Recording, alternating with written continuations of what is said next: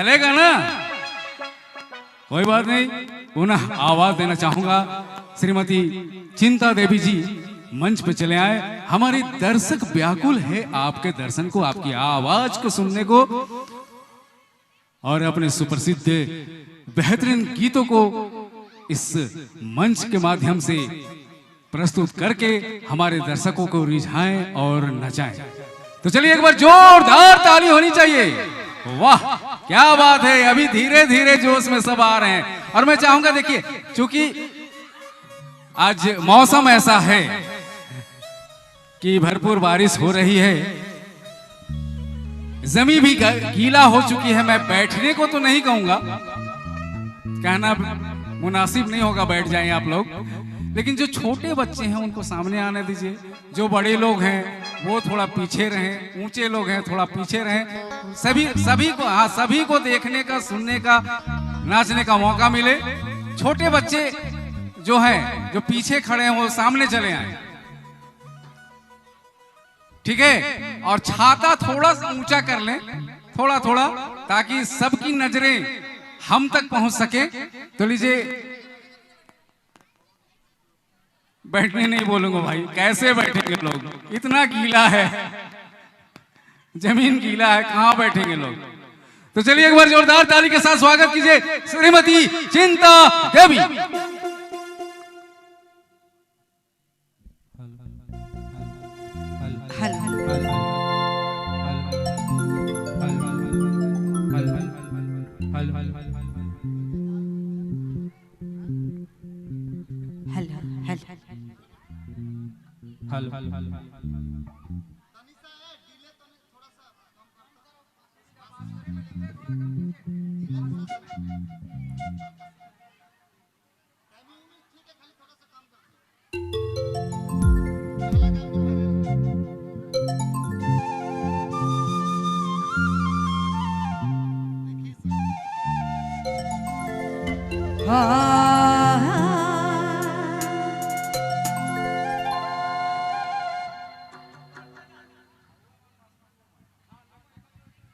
तो सबके हर दिल से जोहार है।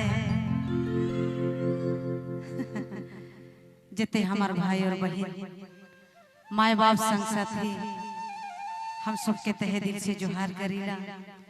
आज श्री कृष्ण जन्म छठी महोत्सव में जते हमरे मने आई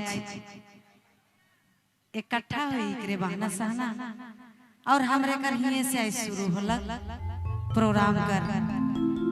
हमार सजिंदा भाई मन के भी हम तहे दिल से जोहार करीला, कहे कि बहुत दिन कर बाद आज भेंट हुई है का। अच्छा, साउंड मास्टर के भी जोहार है।